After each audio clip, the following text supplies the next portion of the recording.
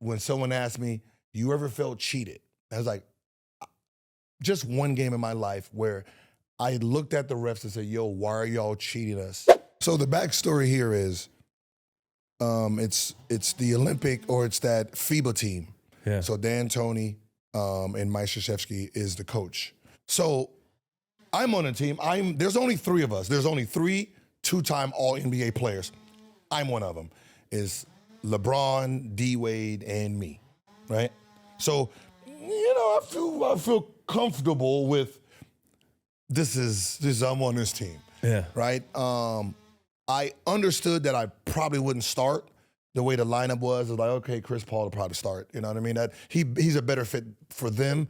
I come off the bench, I'm Rocket Man. Yeah. Right? So I already called Coach K, told him, hey, listen, it's for the country. I know, I understand. I grew up on watching the Olympics, so I'm willing to do whatever it takes, play defense, whatever you need me to do. I'm that guy. So you right? talked to Coach K. I already talked to him. So the problem here was, now if you go to that team, you point out the starters in like our top 7, which would have been like let's see, Dwight Howard. Right, I think Chris Bosh, maybe? Chris Bosh, and I think like Joe Johnson, right? That's on one team. And then I'm left with the other team, right? The Bad News Bears, in a sense, where... So this is in scrimmage or something? Yeah, so we're scrimmaging. Okay. So our practices, so it's like, I got Kirk Heinrich, I got Miller, I got Brad Miller, I have Shane Battier, I have Bruce Bowen, right? I have Antoine Jamerson, right? That's my team, right? So if you think about, like, we're going against LeBron, Carmelo, D-Wade, right? Like, we can't keep up, right? So it's all me. So they're basically feeding me the ball to wreck shop against them, right? So now you're talking about, I have the ultra green. So to me, as a competitor, this would be the best starting 5 I probably will ever see in my life, right? Like, I would never see a group of guys that has to guard me and try to stop me like this. So to me, this was a test of where my talent was. Wait, are we on the scrimmage right now? Or we're on scrimmage. Okay. So this is practice every day. Okay. So the practice every day for me was basically seek out and destroy. The rest of the team was like, let's do this. So all picks, all passes, everybody, it was like, just feed them the ball. It's like, so we were actually beating the team. They had to put in rules like, if you get a charge, it's 2 points. And they started doing shit like that. It was just the weirdest shit ever, right? Oh, a 4-point play. Right, and I'm like, well, like, because they're like, the other teams ain't playing like that. It's like, they don't want to shoot. They wants to, like, we're over here celebrating our win, tapping in, because the makeup of the team was kind of like, it was really heavy in driving and no flat out shooting, right? So I remember we was playing at the Army base, we're practicing for the Army base, and then I'm jumping the highest. We got on the Army shit, but it's really, really hot. I'm like Michael Jordan out there. I'm doing dunks I just had no business doing. And I kind of like pull a little groin, and I'm like, oh man, I hope this is not the groin injury that stopped me like 2 years before. So, I go up after it and said, hey, I don't know what's up with my groin, and I know we're making cuts, and, I don't want to hold anybody's spot, that could possibly make this team, because I don't know how serious this is. Colangelo looked me dead in my face and said, yeah, you can go if you want. You were on a bubble anyway. Wait, first of all, I was being nice by volunteering that, I can sit if you're trying to make it. You were supposed to say, you know what, don't worry about it, just stay a little bit longer, But the fact that you agreed with me, that's a problem. And you know what I mean? You said I'm on a bubble, didn't make me turn around the bubble. What team is he looking at? I don't see no Kobe T-Mac, Kevin Garnett on this team, right? Like most of these guys are bench warmers on their own team, let alone this team, right? I know they're like friends and family discount here. Yeah, we got right? Battier in here and so stuff. I literally put it like this. It was like from here going to Vegas for me. All I kept rewinding was you're on the bubble. And I'm just running through like, I had 18 out of the 21 points here. And I'm just sitting here, just like, I'm on a bubble? Oh no, I'm on a bubble, right? That's all I landed and I was still thinking about what he said. I remember going to Dave McMenamin and said, because he was my ghostwriter for my blog. And I told him, I said, I'm gonna drop 50 on Mike D'Antoni, Nick McMillan, because I can't go back to college to drop 60 or 70 on Coach K. So I'm gonna take it out on his minions, right?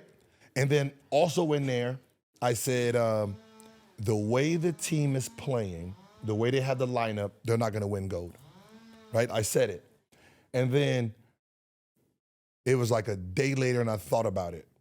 I said, no, I don't want to be that guy, that anti, I don't want to be that guy, right? So I called him, I said, can you take out, they're not going to win gold part. Just, I don't want to be, this has nothing to do with the team and I don't want to be, and then he took it out and then I get a call like early and he's like, yo, you were right, they lost.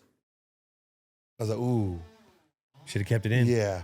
And so basically what happens is the lead up to this game, so I played the Blazers first. So everybody's in attendance, right?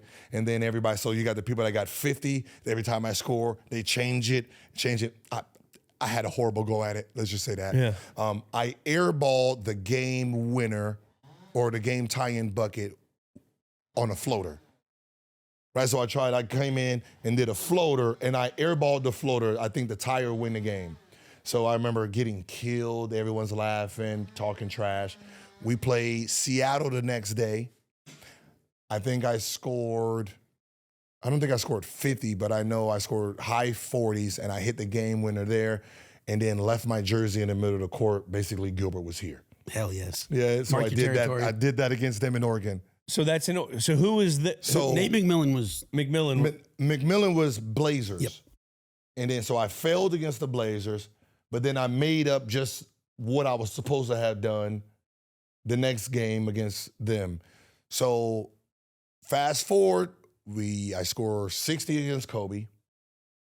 Then I go down to probably Denver. It was probably Denver because that was the game that when someone asked me, you ever felt cheated? I was like, just one game in my life where I looked at the refs and said, yo, why are y'all cheating us? Because they just traded everybody. So there was no one there. We were supposed to come in, steamroll the shit out of them. And nothing. I was 10 for 30. I shot 30 shots, no free throws. No free throws. So they kept me off the free throw line. Just kept me off the free throw line. Earl Boykins had all the free throws. I'm like, this is crazy. So when someone asked me about Donahue, and I was like, I don't know if he was on that game or not, but he ended up being on the yes. Oh, he was on the game. But I didn't think of, I didn't know who he was. Fucking Donahue. So then we go down to, Sacramento. Huh? Sacramento was the next game. Sacramento was the next game. Yeah. And then we go down to Phoenix. It's gonna be televised. So I remember I'm in the gym, and Bill Walton comes up to me and is like, listen, just have a decent game. I'm gonna make sure that decent game looks like a miracle. Everybody's expecting you to come out here and perform. I was like, one thing you ain't gotta worry about is what I'm about to do to them. Right. What Walton said to that? Yeah, he was like, "Oh, good job, Gilbert," because me and his son, we went to college together. So the rest of the players on my team, they already knew the assignment. This ain't y'all game. This ain't your game. Just feed. This is not even about winning. Okay, so let's just chalk this up as just a revenge type of game. So I'm in the layup line, right? And D'Antoni did something that just really triggered it. Just like, all right, it's on. What'd he do? He said, because they're like on a 15, 16 game winning streak. So they're the hottest team in the league, right? He said, hey, Arenas, you're going to need more than 50 to beat us. And I said, oh, don't worry about that. I will have more than 50 to beat you. He had to. He knew what he was He doing. was referring to the Don't poke the blog bear. post. Yeah, he had that blog post in his mind. Yeah. Everyone. I mean, it's a TV game. yeah. Everybody was talking about it. So he was like, you're gonna need more than 50 to beat us. And I said, don't worry, I got you. Which one? So who on the team is like your hype man? There's got to be one guy like, you hear him? It was Deshaun, AJ Zero. Deshaun, Antonio Daniels, and then Deshaun Stevenson, shooting guard. You always have and one hype guy. Antonio You got to have Daniels, one yeah. hype guy. He's like, hey, you got him. You got him. Yeah, you got it. You got It this, son. was so. And the big three was cooking. You, Karan, Jameson, like leading the league in scoring for a trio there.